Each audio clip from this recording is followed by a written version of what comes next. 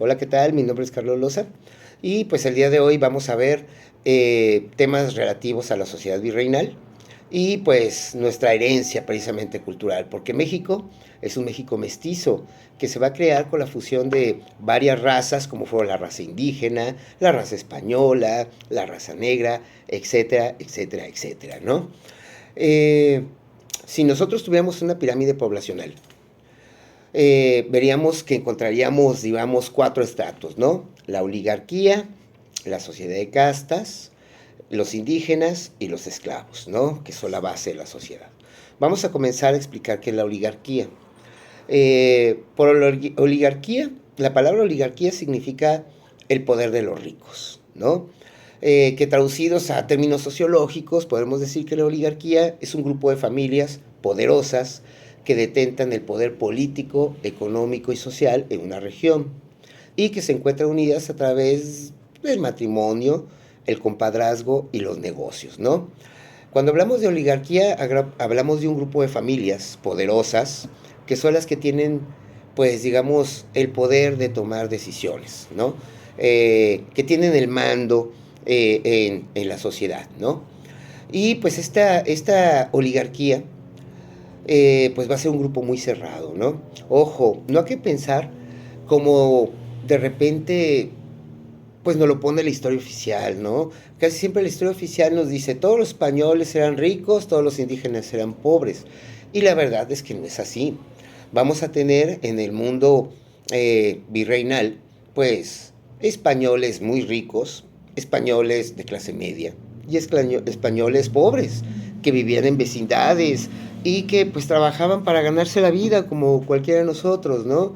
En los empleos que pues la sociedad les permitía, ¿sale? Entonces hay que quitar ese mito porque no es cierto que todos los españoles les fue muy bien. Eh, Hablando de la oligarquía, era un grupo muy cerrado, que pocas veces dejaban pues que alguien se incorporara a este grupo de élite, ¿no? En especial por la cuestión de la dote. Mire, la dote era pues una buena cantidad de dinero que tenía que pagar el papá de la novia al novio al momento de casarse, ¿sí? Y pues esta dote podía ser el 10% de la fortuna de una persona. Vamos a poner el caso de aquí de Guadalajara, ¿no? 1600, el año de 1600. Solo tres familias sobrepasaban la fortuna de 100,000 pesos. Para que se den una idea, que era 100,000 pesos, porque es una la nota, ¿no? Eh, 100,000 pesos, por ejemplo, ustedes podrían comprar eh, una esclava, que eran unos artículos super cotizados por 200 pesos, ¿sí? Una esclava joven de 16, 17, 18 años, ¿no? Podía llegar hasta 300 pesotes. Y pues costaban esas cantidades porque pues todos los hijos que tuviese esclava iban a ser propietarios del dueño, ¿no?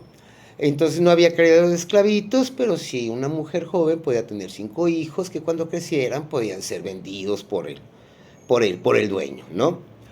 Eh, Podían rentar una casa modesta por 76 pesos por 2 años. Entonces, al momento que alguien contrajera matrimonio con alguna hija perteneciente a estas tres familias, pues le iban a dar 10,000 pesotes.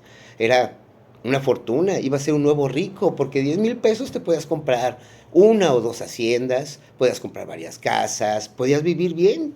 O sea, la armabas, ¿no? Si lograbas un matrimonio así. Entonces los hijos no casaban a sus hijas, digo, perdón, los padres no casaban a sus hijas con cualquiera, sino buscaban hacer un arreglo matrimonial, ¿sí? Y por eso nacen las famosas fiestas de 15 años. Actualmente la fiesta de 15 años se realiza porque dicen que la niña deja de ser niña y se convierte en mujer, ¿no? Y ahí sacan a la chiquilla con su muñeca y la dejan. No, en aquel tiempo decían porque ella estaba en la edad de casarse. Y se hacía una fiesta donde los padres invitaban a lo más selecto de la sociedad para que les salieran galanes. Y de ahí escogían.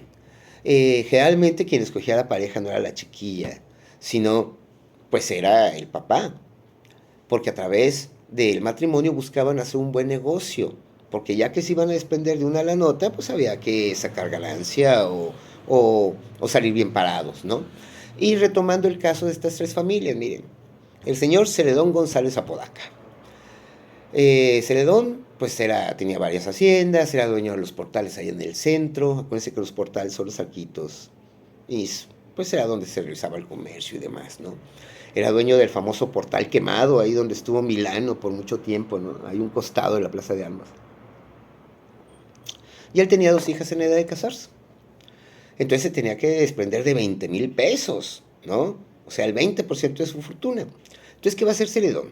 Celedón, pues va a buscar al integrante de otra familia poderosa que tenía dos hijos casaderos y les va a decir, mire, vamos a hacer un trato.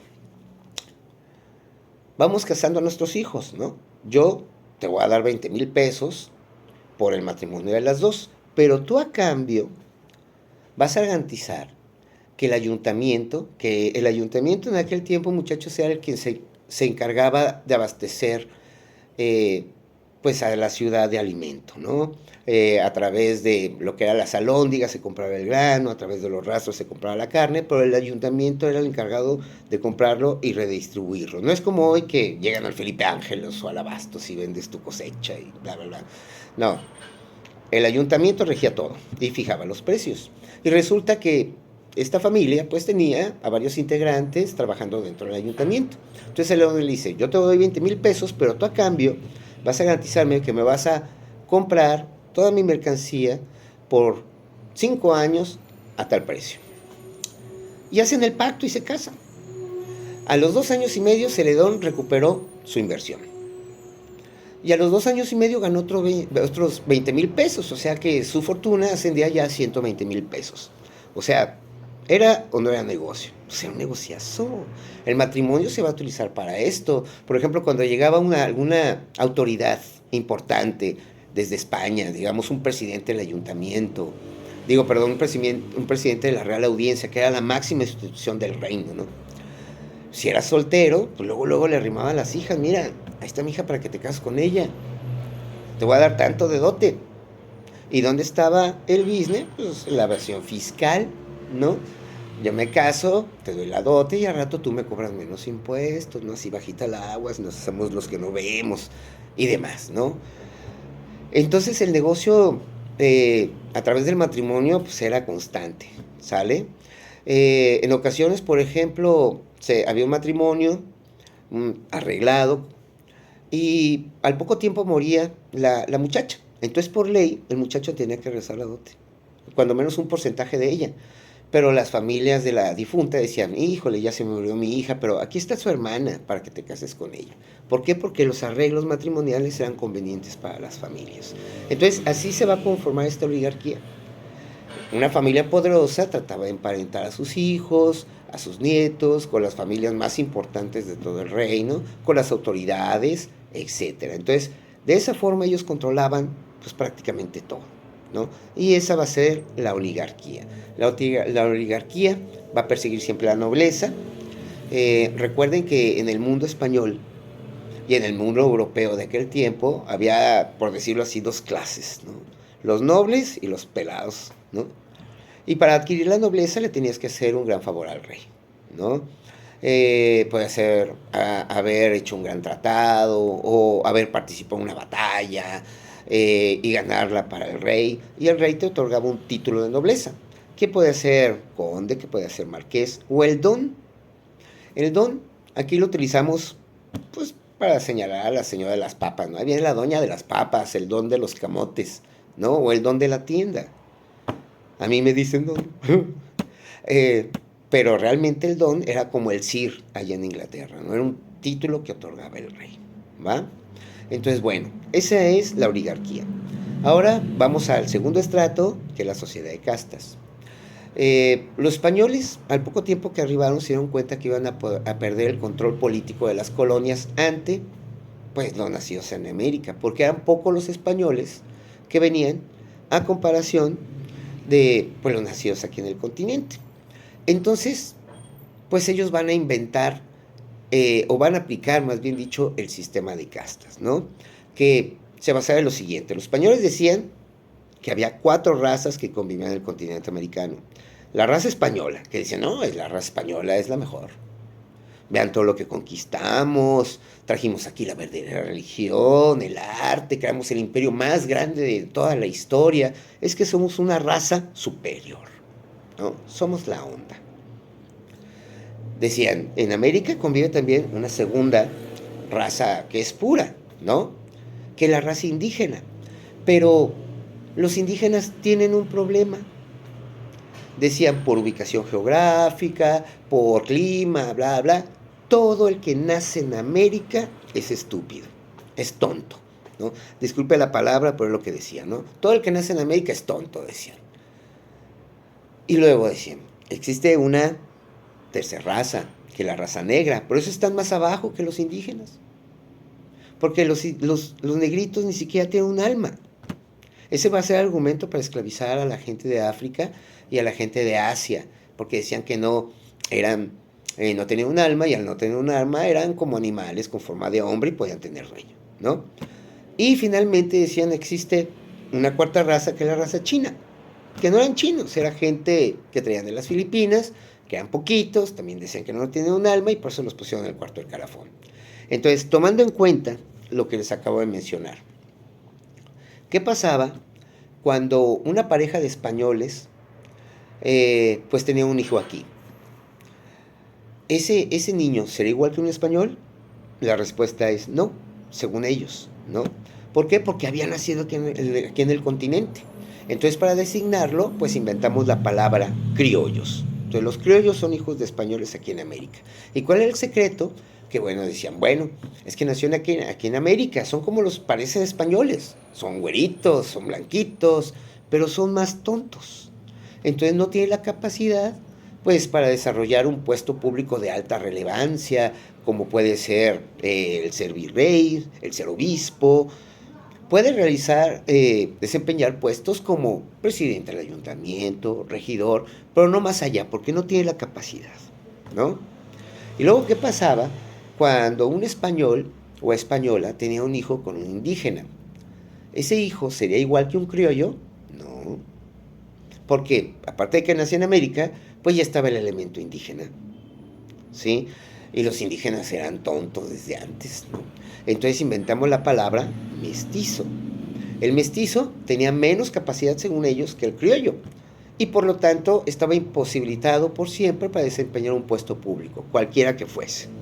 Y luego, ¿qué pasaba cuando se mezclaba un español con un negrito?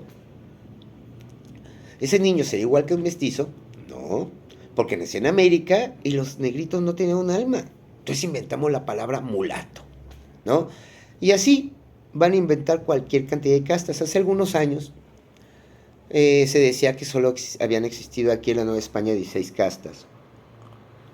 Pero la verdad es que ha habido estudios recientes de gente del Colegio de Jalisco, que es un centro de investigación que está en Zapopan, o de la UNAM, donde a los de aquí de Jalisco han registrado 90 y tantas castas. Y los de la UNAM, 104 castas, me parece, ¿no? ¿Y quiénes inventaban las castas? Pues los padres, porque ellos cuando nacían los niños, al momento que los bautizaban, ellos designaban la casta. Y había diferentes castas, ¿eh? Estaba la casta de salta para atrás, no te entiendo, coyote, lobo, sambo, ¿sí? Y la casta más baja, o sea, lo más chafa que podía haber, se llamaba ahí te estás, ¿no? O sea, ¿para qué naces si vas a ser ahí te estás, ¿no? Los mismos padres al bautizar decían, no, pobre morro, es un ahí te estás, le voy a poner que es coyote para que no le haga tan mal la vida, ¿no? Entonces, es un sistema completamente discriminatorio, en pocas palabras. Por nacimiento, estabas condenado a realizar ciertas actividades y para de contar, ¿no? Entonces, de esta manera, los españoles buscaban siempre tener el control político de las colonias. Luego existía un tercer estrato, que son los indígenas. Los indígenas, pues fíjense que les fue menos peor que, que a las castas. ¿Por qué? Porque como decían que eran tontos, pues el gobierno español va a crear un derecho especial que los protegía, que era el derecho indiano. Entonces el derecho indiano pues les daba ciertas ventajas. Por ejemplo, ningún indígena podía ser juzgado por la Santa Inquisición. Recuerden que la Santa Inquisición fue un tribunal eclesiástico que fue creado para perseguir las herejías. O sea, cualquier cosa que uno dijera que iba en contra de lo que decía la iglesia era pecado. Y corrías el riesgo de ser juzgado por la Inquisición. Pero ningún indígena podía ser juzgado. Ellos estaban exentos, ¿no? Por otro lado, si 22 familias de indígenas pobres se unían, podían solicitar a la corona el fundar un pueblo de indios. Si esto lo aprobaban, el rey les otorgaba, por ejemplo, primero un gran terreno que se llamaba el Fundo Legal, donde ellos levantaban el pueblo, se hacía la traza del pueblo, eh, para repartir los solares para las casitas, dejaban el espacio para el ayuntamiento y demás. Pero además, a todos ellos les daba una gran extensión de tierra para que la cultivaran de manera comunal. Esta tierra tenía el carácter de indivisible y no la podían vender. Entre todos la cultivaban, todos cosechaban y al final pues se repartía la ganancia o se repartía la cosecha. Entonces, si tú eres pobre y de repente te unes con un grupo de familias, pues ya de menos eras propietario de cierta extensión de tierra con la cual podías sobrevivir. Y eso no lo podían hacer las castas. Esa es la gran diferencia, ¿no? El mundo indígena en cierto momento pues va a ser también obligado a trabajar, no eran esclavos, va a ser prohibida la esclavitud indígena a través de una serie de leyes llamadas las leyes nuevas. Va a ser prohibida la esclavitud, pero tenían que prestar ciertos servicios personales a través de la encomienda, ¿sí? La encomienda era, si yo me porto bien con el rey, yo siendo español, el rey me premia con tierras, ¿sí? Y pues con mano de obra, que era la encomienda. Esto quiere decir que si me daban a mí en encomienda el pueblo de Ajijic, toda la gente de Ajijic me tenía que trabajar a mí, a cambio de casa, vivienda y evangelización. Años después, este sistema de encomiendas va a ser abolido. Lo van a cambiar por uno que era un poco más noble, que se llama el repartimiento, donde solo un porcentaje de los varones de cada pueblo tenían que prestar servicios personales por cierto tiempo. Y posteriormente, ya siglo XVIII, también va a quedar abolido, ¿sale? Y finalmente tenemos la base de la sociedad, que son los esclavos. Como lo señalé, a los negritos se les esclavizaba porque decían que no tenían un alma, ¿no? Y pues ellos solo podían obtener su libertad cuando su dueño se los otorgaba a través de una carta notariada. Bueno, en aquel tiempo se hacía, el nombre de los notarios se le escribía, ¿no? Que le llamaban Carta de Libertad. Y aunque ustedes no crean, sí va a haber muchos casos donde las personas liberaban a sus esclavos, en especial las mujeres. Vía testamento, por ejemplo. Yo me he encontrado varios testamentos allá en el archivo que decían: yo le otorgo la libertad a Sutana porque me ha servido fiel durante tantos años, entonces le doy su carta de libertad y le doy además cierta lana de mi herencia para que pueda vivir tranquila, ¿no? Y es que se daban casos muy especiales, ¿no? Mira, los niños no se andan con tonterías, los niños juegan con quien sea, ¿no? Y los hijos de los españoles pues jugaban con los hijos de los esclavos, ¿no? Eran amigos desde niños. Y en el caso de las señoritas pues iban creciendo y de que eran compañeras de juego luego se convirtieron en confidentes. Y en un momento dado, pues la española era dueña de su amiga y pues le concedía la libertad, ¿no? Y va a haber casos excepcionales. Miren, yo siempre pensé que la esclavitud era como la vemos en las películas, ¿no? Pero va a haber casos bien extraños, pero que son dignos de una película de Hollywood, ¿no? Este caso se los voy a señalar, lo narra una historiadora, creo que es Celina Becerra, si mi memoria no me falla, en un libro que se llama La esclavitud de Guadalajara. Es un caso donde llegó un esclavo de África, muy inteligente.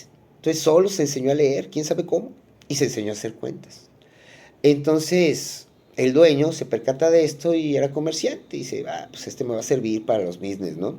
Entonces lo pone como su ayudante hasta que realmente se convirtió en su administrador, ¿no? Era quien llevaba el negrito todos los negocios, ¿no?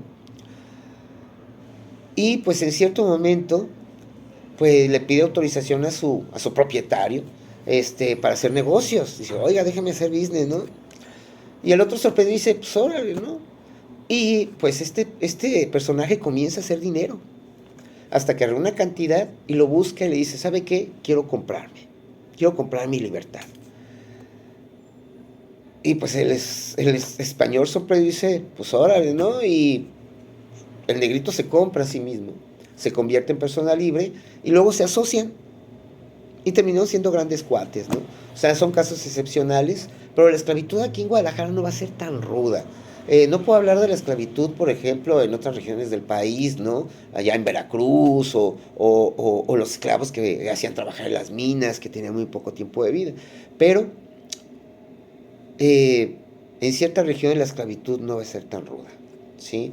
Eh, Aunque parezca extraño, a veces los esclavos tenían ciertos derechos. Por ejemplo, si el propietario de un esclavo golpeaba de la nada a su esclavo, pues el esclavo podía quejarse ante la Real Audiencia, que era la máxima institución del reino.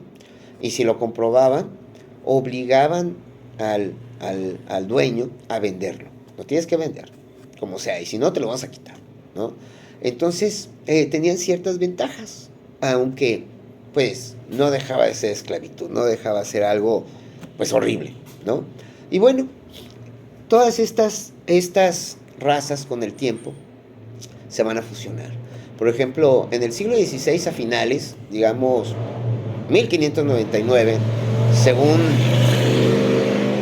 Ay, perdón, es que pasó una moto y se escuchaba muy fuerte.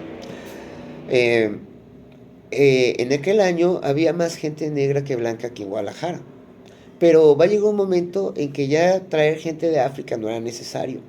¿Por qué? Porque pues se había recuperado la población indígena después de las terribles epidemias del siglo XVI que mermaron mucho a la población. Entonces, con el paso del tiempo, pues estas razas se van a ir fusionando, se van a ir fusionando. Sigue existiendo la esclavitud, pero ya no va a venir raza negra para acá ni nada. Pero pues nos van a dejar cierto legado cultural. Y cuando México se independiza, por eso les comento que México ya es mestizo. Somos mestizos hablando culturalmente y hablando de raza. ¿Sí? Aquí no hay razas puras, esa es una tontería, ni hay razas superiores. ¿Sí? Simple y sencillamente todos aquí somos mexicanos. Si hay alguien que se sienta eh, pues superior porque es güerito y de ojo azul, pues está pues dañadito de aquí, ¿no? Porque eso no existe, todos lo sabemos. Eso son tonterías que de repente puede creer alguna que otra persona. Aunque lamentablemente aquí en México tenemos todavía algo de despectivo. Tenemos en cierta forma, eh, no sé si hablar de racismo como tal, pero sí somos despectivos, ¿no? Cuando, por ejemplo, la gente utiliza la palabra indio para ofender, es una tontería, ¿no? Eres un indio. Como si yo fuera mejor que el indio, ¿no? ¿De dónde sacan eso? O la famosa palabra naco, que es utilizada tanto. La palabra naco, según algunos estudiosos, viene de totonaco, ¿no? Y es como una abreviatura, naco. Entonces, cuando se utiliza mucho la palabra naco, en especial entre los jóvenes, eh, pues es como sinónimo de corriente, vulgar, cosas por el estilo, ¿no? Pero no, cuando estás utilizando la palabra naco, es como utilizar la palabra indio, y está siendo despectivo, y está siendo, pues, cayendo en lo racista, ¿no? Y si hay gente todavía aquí en México que tiene esa onda, ¿no? Que tiene esas malas costumbres, ¿no? Cuando insisto, todos somos mexicanos y eso lo podemos apreciar donde quiera. Ya hablábamos el otro día del lenguaje. El 30% de las palabras de uso común del mexicano son de origen náhuatl. Otras tantas palabras son de origen árabe, aunque a ustedes les parezca raro. Eh, Porque los musulmanes invadieron por 8 siglos España y allá también se va a dar un mestizaje. Palabras como Guadalajara es una palabra árabe que significa río que corre entre las piedras o río pedregoso, almohada, alférez, ¿sí? Tenemos palabras, por ejemplo, en nuestro lenguaje que son de las Antillas, como maraca, hamaca, ¿sí? Esas palabras las trajeron los españoles porque llegaron primero allá a las Antillas, a Cuba y todos esos lugares. Las aprendieron y aquí las aplicaron, ¿sí? Tenemos palabras de origen africano como mochila, ¿no? Y muchas más que van a conformar nuestro lenguaje. Y ejemplos de esta fusión de culturas las podemos de ver el Día de Muertos, ¿sí? Y demás, eso pues ustedes ya lo investigaron en un trabajo precedente. Entonces, el mexicano surge, entonces ya para finalizar, con pues la unión de razas diferentes, de dos culturas diferentes, y el mexicano actual pues tiene una enorme herencia cultural de la cual nos tendríamos que sentir bastante orgullosos, ¿sí? Porque nuestra cultura es vasta y muy rica, ¿no? Y pues bueno, espero que haya quedado claro el tema del día de hoy, y pues nos vemos hasta la próxima.